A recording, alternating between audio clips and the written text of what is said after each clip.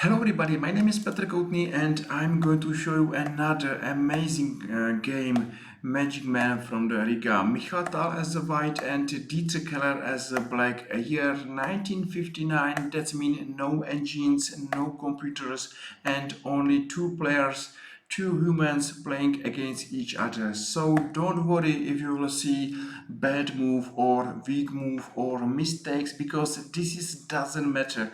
What matter is that we are watching games of two stars and we are going to remember two great chess players, and I believe that you will enjoy this video. And if I'm right, feel free and press like and press follow and make me happy. I hope you did.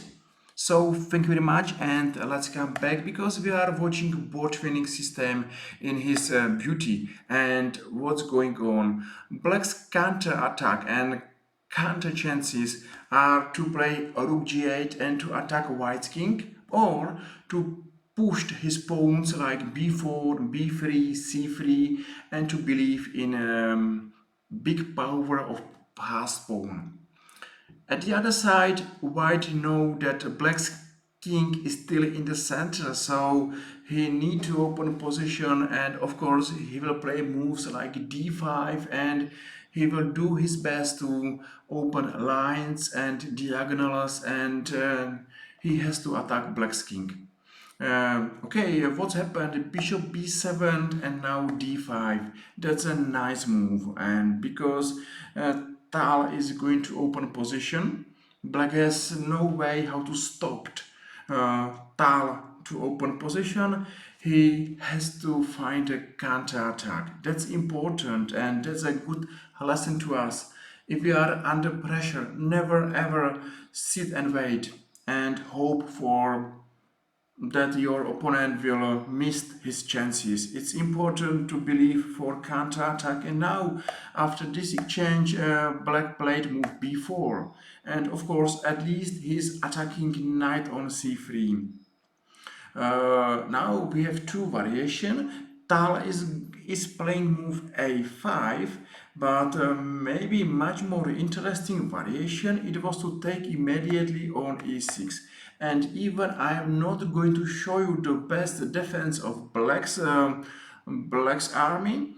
And at least you will see why white doesn't mind to lose a knight on c3. And that's exactly to understand what's going on and why attack here is much more important than say knight on c3.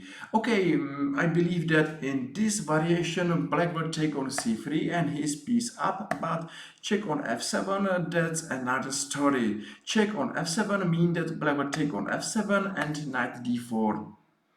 Maybe black is lost here because black's army are really too away from the most important plan. Black's king on f7 is a weak king, and maybe I will show variation bishop e7.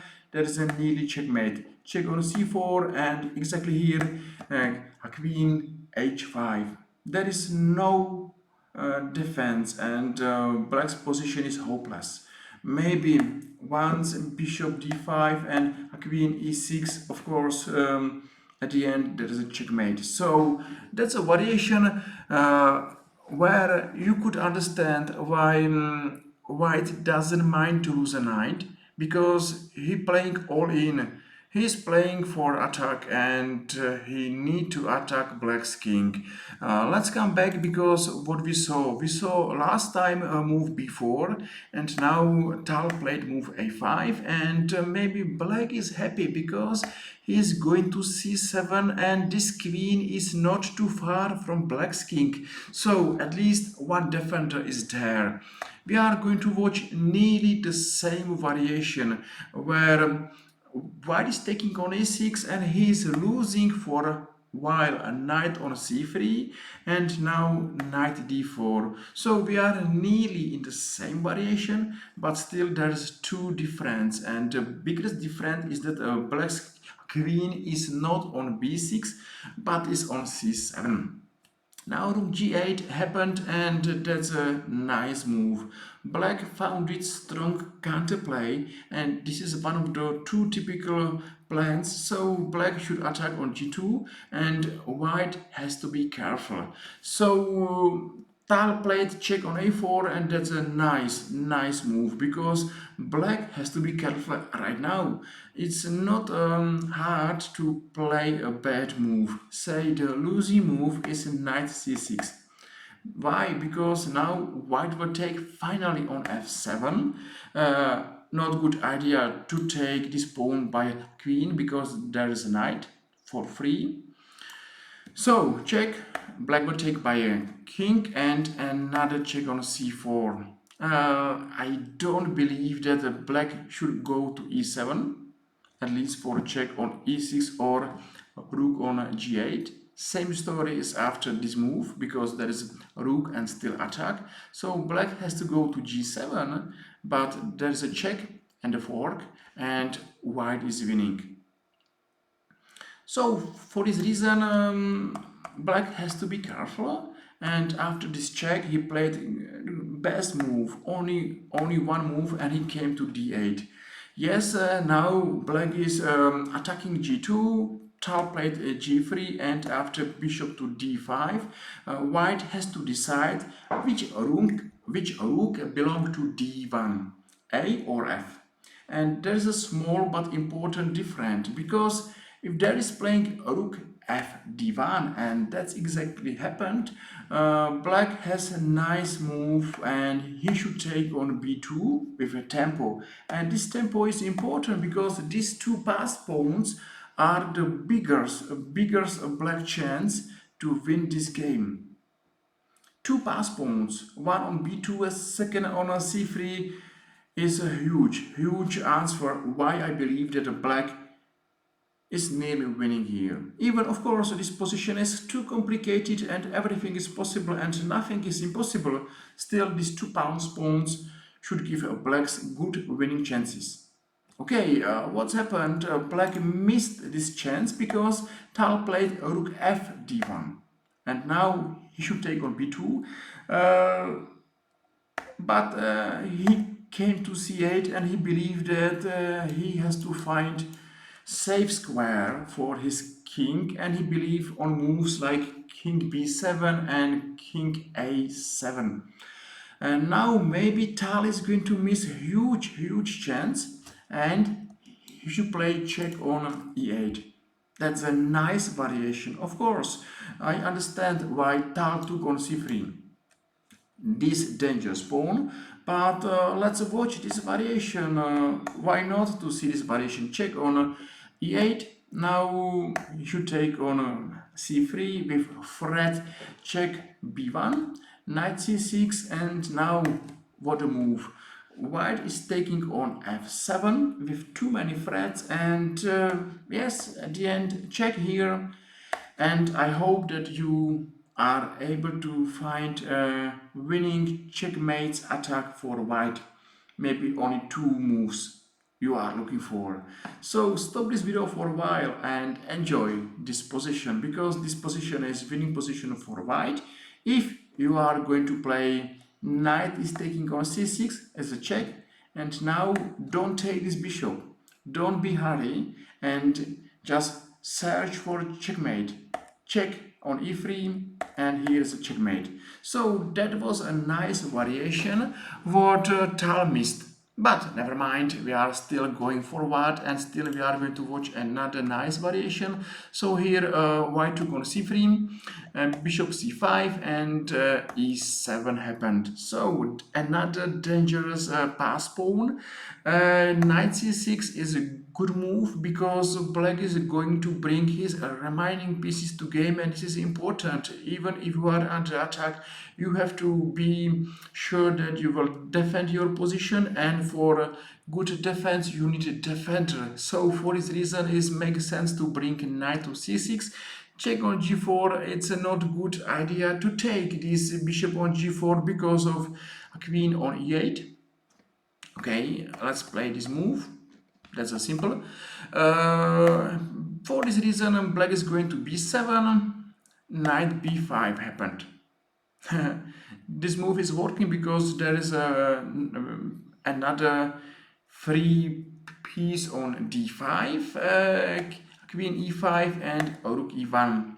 The best move here is still to be active, so now black is going to miss a nearly winning move, queen g5. And if black will find this move, or if black will find this variation, he is winning, because at the end there is no attack. And yes, of course, looks like white's attack is terrible, and black's king is nearly dead king. You know, with engines, there is no hard to tell you that there is no attack and black is winning. Of course, chess is a human's games, and nobody will play like engines, but still it's good to know the through, and the through of this position is that black is winning.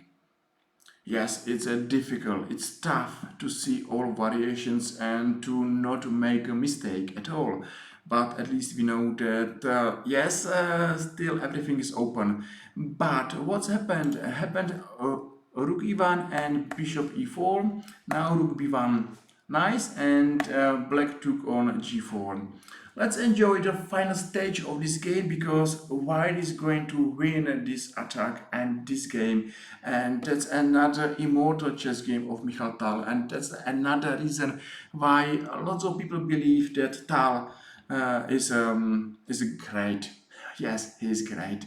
So white took on e4, nice, and black took by a queen. He is going to be nearly checkmated. Check on d6.